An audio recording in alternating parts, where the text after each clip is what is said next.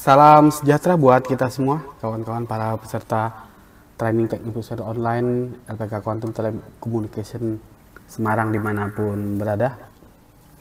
Semoga kita semua selalu dalam keadaan sehat walafiat, dimudahkan rezekinya, dilancarkan semua urusan-urusannya, dihindarkan dari balak serta musibah, serta selalu dalam perlindungan Allah Subhanahu wa taala. Amin amin ya Allah ya rabbal alamin. Bertemu kembali kita pada kesempatan hari ini dalam materi pengenalan atau penggunaan alat ukur dalam reparasi smartphone. Yang pertama tentu yang akan saya sampaikan mengenai multitester. Pada kesempatan kali ini seperti yang saya sampaikan, kita akan menyampaikan materi mengenai fungsi multimeter dalam reparasi smartphone. Terutama yang kita gunakan saat ini adalah multimeter Zoyi ZT102A yang ini. Jadi ini murah meriah tapi sangat bermanfaat, sangat multifungsi. Dan ini yang saya rekomendasikan kepada kawan-kawan. Ini yang versi murah meriah. Nah, untuk versi mahalnya bisa cari ya. Bisa cari ada, nanti saya juga perlihatkan yang biasa kita pakai yaitu Fluke 15B Plus. Nah, jadi ada kelemahan-kelebihannya masing-masing, tentu kawan-kawan nanti bisa mencari tahu kemudian mana yang paling ideal. Tapi tetap seperti yang saya katakan, yang saya rekomendasikan jelas adalah Zoyi 102A ini. Kawan-kawan sekalian, nah, mengapa kita memilih Zoyi ini? Mengapa saya rekomendasikan Zoyi ini? Pertama, desainnya kompak nih. Enak ukuran di tangan. Ya lain ya, beda yang dengan yang digambar ini ya. Nah, cocok untuk pekerjaan presisi pada smartphone. Layar LCD-nya besar, fitur auto ringing, ya, ada rentang secara otomatis. Jadi mempermudah penggunaan kita. Nih, contoh seperti yang di sini. Di sini ada fungsi auto. Jadi kalau kita pilih auto di sini, pilih auto, dia akan otomatis memilih sendiri apa yang sedang kita ukur. Cuman kadang agak ragu gitu loh. Bener nggak, pinter beneran nggak nih gitu. Nah, jadi nanti tentu sesuai dengan fungsi-fungsi yang kita butuhkan. Dan untuk baterainya cukup tahan lama, ini keunggulannya. Jadi kenapa Zoyi 102A ini saya rekomendasikan. Baterainya cukup tahan. Yang saya gunakan itu ada yang hampir 1 tahunan belum pernah ganti baterai. Gitu. Ini kategori cukup irit. Kemudian fungsi utama dari multimeter, terutama Zoyi yang kita pakai ini adalah untuk pengukuran tegangan. Nanti akan kita peragakan juga. Tentu tegangan di sini ada tegangan dari listrik PLN, ada pula dari listrik baterai, Nah, di sini nih, tinggal kita pindah. Kita coba dulu yang sederhana, yang auto. Yang auto ini, Mbak Ika ada nggak cop-copan listrik diperpanjang ke sini? Ini apa? Terminal listrik. Jadi biar langsung ke meja sini. Jadi punya multimeter, jangan takut untuk mengukur listrik PLN. Karena memang ya aman. Ini bisa kita gunakan untuk mengukur listrik PLN.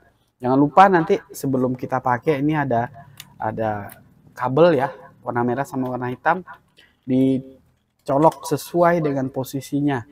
Merah ini untuk volt, ohm, hertz, kapasitansi, kemudian ada dioda, lalu ada buzzer, derajat Celcius, Fahrenheit, kemudian miliampere. Di sini letaknya. Yang hitam cukup di COM. Sedangkan yang 10 ampere ini di sini tertulis dia pakai fuse maksimal di 10 ampere. Jadi kalau kita takut pakai yang ini aja bisa.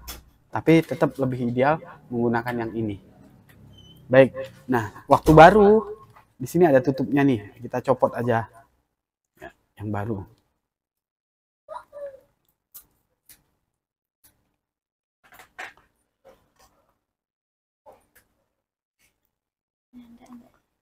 Nyanda ada nih ya.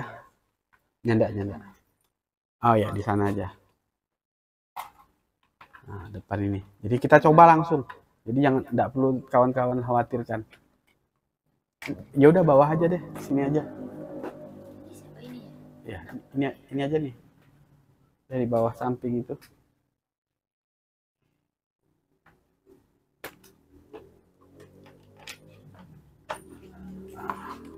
Ujungnya nampak sedikit lah, enggak apa-apa. Yang penting kawan-kawan bisa melihat. Nih, tinggal colokin aja. Kita pilih yang auto. Jadi nanti ya, asal jangan disentuh, nyentuh tangan. Ya, nah kita biarkan sebentar, langsung terukur di sini 208 volt, 208,5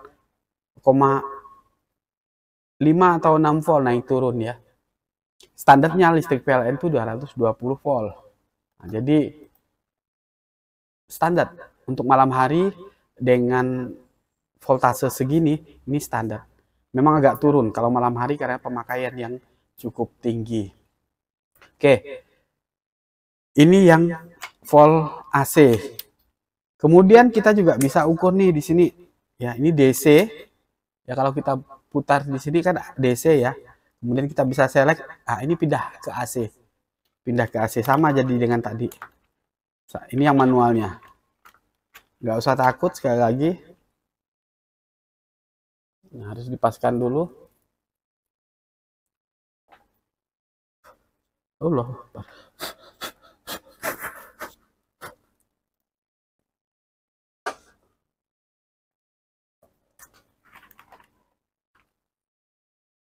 Pasti. Jadi kurang pas tadi. 210, 209 kurang lebih. Ya, naik turun. Ini untuk pengukuran listrik PLN, listrik arus kuat. Kemudian,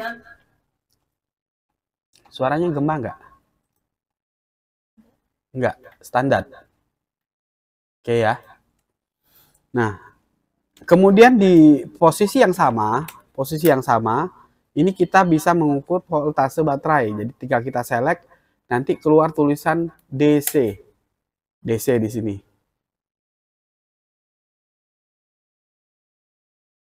Oke. Ya, agak silau dari lampu atas ya. DC ini bisa untuk mengukur baterai. Baterai ya tinggal kita ambil saja baterai. Jadi setiap kita nyervis misalnya kita membutuh punya baterai, pengen dicek terlebih dahulu, tinggal ambil.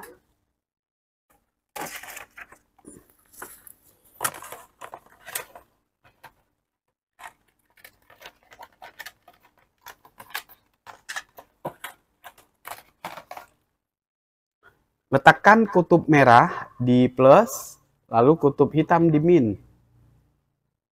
Ini ada isinya 3,845. Nah, dan kalau untuk power supply, kawan-kawan juga bisa ukur. Misalnya kita ambil kutubnya nih.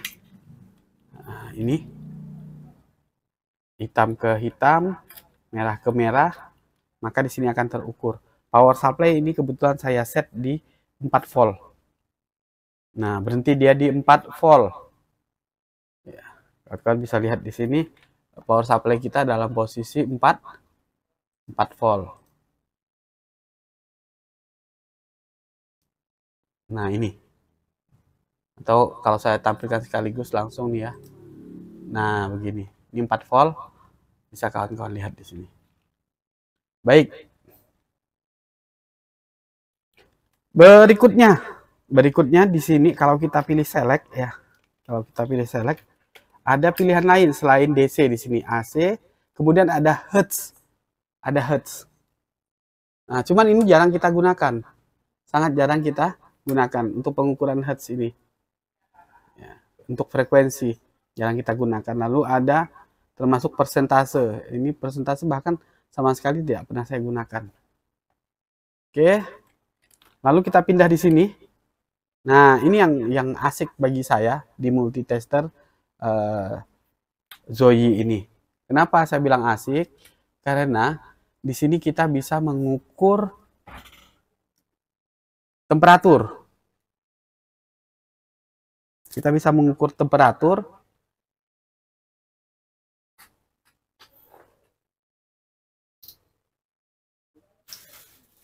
Mana lampu yang mana nih yang bikin silau ini? Bikin silau ya. Taruh sini. Oke, ini ya. Nah, di skala ini belum pindah nih. Kita select dulu. Nah, ya, di sini juga ada milivolt. Kenapa tadi ada AC, ada DC juga. Ini kelemahan satu-satunya di multitester ini, lampunya kurang terang karena backgroundnya itu warna hitam, lampunya warna putih. Jadi kalau di kamera juga kurang terang. Nah, di pilihan skala ini ada derajat Celcius. Ini yang asik bagi saya. Ya, jadi di sini kita bisa mengukur derajat Celcius. Kemarin juga sempat saya tunjukkan, Mbak Eka boleh minta kabel untuk temperatur ya dari multi ini. Ini kita cabut saja karena untuk temperatur dia menggunakan kabel khusus.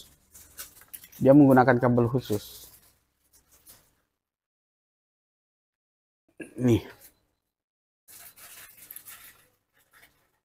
Tancap ke sini. Nah, ini ada ujungnya. Ada ujungnya ini ya, kawan-kawan ya. Ini digunakan untuk mengukur temperatur. Saya genggam saja, saya jepit menggunakan jari. Di sini temperaturnya berubah. Berarti suhu badan saya kurang lebih 35 derajat. Kurang lebih. Begitu saya lepas, maka ini akan turun. Turun menyesuaikan dengan suhu yang ada di sekitar saya. Mulai turun pelan-pelan, 32, 31. Ini berapa AC-nya? 26 ya, apa 27? Tidak begitu panas, tidak begitu dingin maksud saya. Nah, ini kelebihan dari Zoe. Kemudian enaknya lagi kita bisa mengukur temperatur blower yang kita gunakan. Nah, ini yang cukup penting ya kawan-kawan sekalian, cukup penting. Ini saya contohkan saja blower kita ini di sini.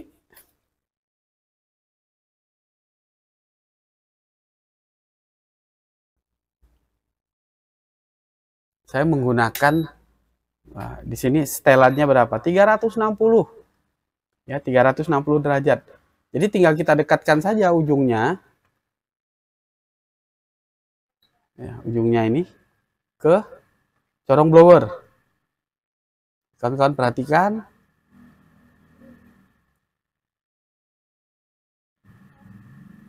Nah, panas yang terukur di sini ya, panas yang terukur ini hampir mendekati dengan suhu yang terlihat di blower.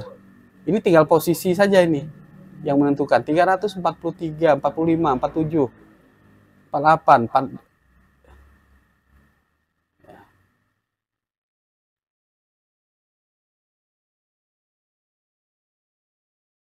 tinggal kita pas-pasin aja karena nanti posisi juga sangat pengaruh. 350 tembus ya, 360 ya. 367, 65. Nah, ini. Jadi terukur sesuai dengan setelan. Artinya blower yang kita gunakan ini suhunya pas sesuai. Misalnya kita turunkan. Saya pilih channel yang 280 ini. 280 dengan angin kekecilan ini 15 ya. Nah, kita kasih angin 40 lah. Angin 40 atau ya ini 40 ya. Angin 40. Kita lihat, kita coba. Tuh, 295, 80 ya kurang lebih naik turun. Tinggal jaraknya saja nanti. Nah, termasuk mungkin yang biasanya saya pakai paling kecil 100. 100 ini untuk ngeringkan PCB ini. Ini kita turunkan dulu dia suhunya. Kita biarkan dulu sebentar sampai dia standar. Ini menggunakan suhu 100 derajat dengan angin 120 biasanya untuk pengering. Ini kita lihat. Nah, dia lebih besar karena anginnya cukup kencang ini. Jadi ini kalau kita turunkan saja anginnya, ya kita turunkan anginnya di standar tadi 40 misalnya.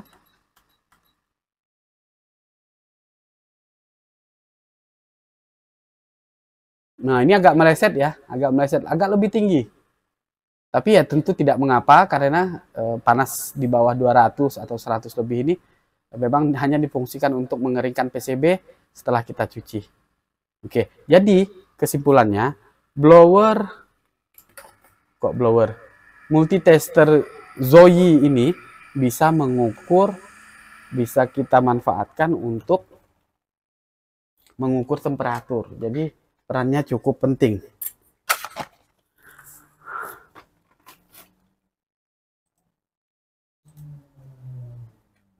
Oke.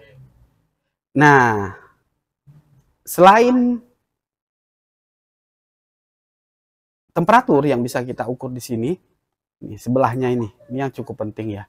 Jadi untuk pengukuran resistansi, ya, mengukur hambatan komponen untuk menemukan kerusakan akibat short dan lain sebagainya di skala ini.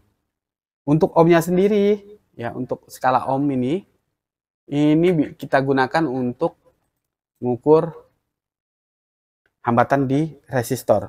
Tadi malam sudah saya tunjukkan sedikit ya. Jadi resistor itu tidak boleh ada di dalam rangkaian. Contoh seperti ini misalnya. Ya, atau kita ambil resistor yang beneran. Berapa sih nilainya?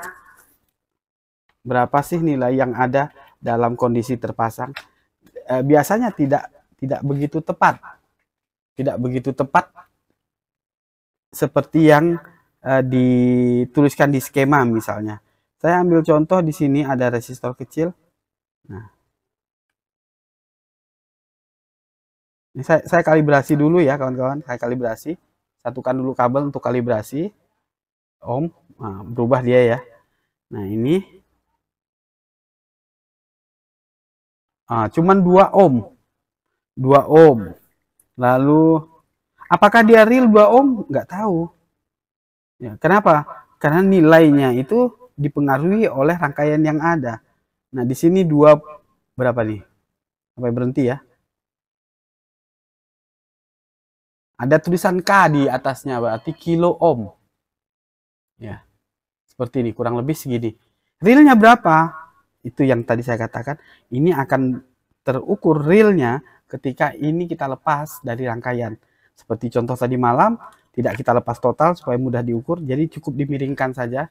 Jadi kalau misalnya dia datar, kita miringkan, nah baru kita ukur. Jadi satu kaki jangan sampai ada di dalam rangkaian. Ini yang digunakan untuk pengukuran resistansi. Berikutnya di sini ada skala dioda. Nah, ini lagi yang saya senangi, yang saya suka dari sebuah Zoyi ZT102 ini. Di sini ada skala buzzer dan skala dioda jadi satu. Biasanya di multitester lain itu terpisah. Ada beberapa yang memang jadi satu, tapi banyak yang terpisah. Contohnya seperti ini. Siapa ini? Si Fluke. Ya. Fluke ini skalanya terpisah. Jadi dia nggak jadi satu. Ini kalau kita lihat.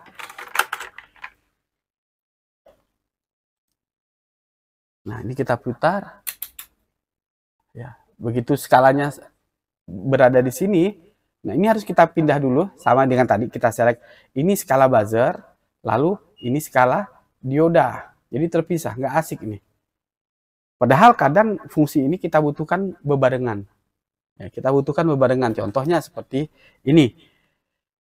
Untuk pengukuran buzzer itu kita gunakan mengukur komponen atau mengukur 2 komponen yang terhubung atau tidak. Jadi mengukur kontinuitas 2 komponen. Mengukur kontinuitas atau nyambung tidaknya suatu komponen.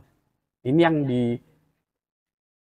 diukur menggunakan dioda mode. Nyari apa? iPhone. Nanti ini di bawah pojok sini. Nanti ya. Susah ngambilnya.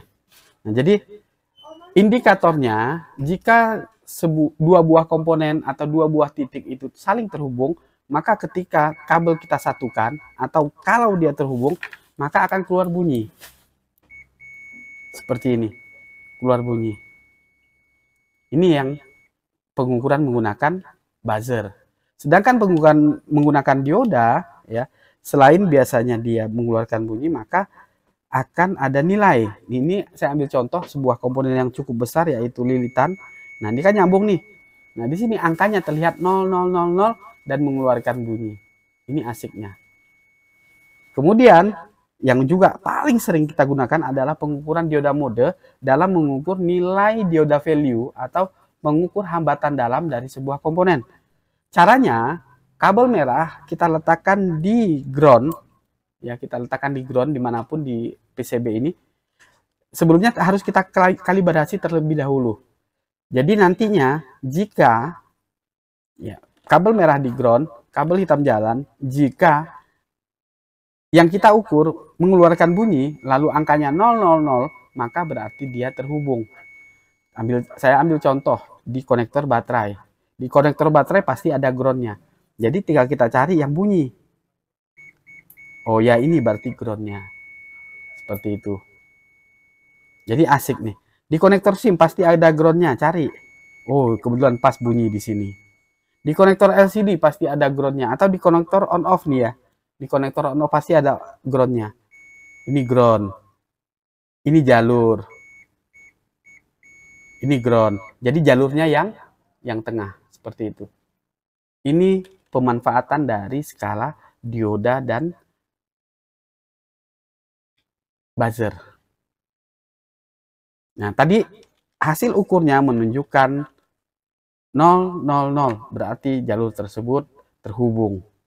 Kalau satu kabelnya kita letakkan di ground. Berikutnya akan kita temukan ketika kita taruh ini di salah satu titik seperti ini misalnya, maka akan terlihat nilai. Ya, terlihat nilai 0,484. Gitu ya, anggap kata seperti itu. Berarti ya, si titik ini terhubung ke IC. Terhubung ke IC. IC yang mana? Saya tidak tahu. Harus cek di skema ataupun di bitmap untuk mencari tahu titik ini terhubung ke IC yang mana. Intinya, titik ini terhubung ke IC. Sehingga yang kita lihat dalam pengukuran ini, hasilnya 0, sekian, sekian, sekian. Oke. Nanti juga akan kita temukan 1, sekian. Nah, tapi tidak di banyak tempat. Kalau 0, sekian berarti dari titik ini menuju ke IC tidak ada hambatan sama sekali. Sedangkan kalau 1, yang kita lihat berarti di antara titik yang kita ukur dengan IC itu terdapat hambatan. Ya, kadang kalau udah dicari begini agak susah dia mana yang ada hambatannya. Ya, biasanya di area mic. Area mic begitu ya.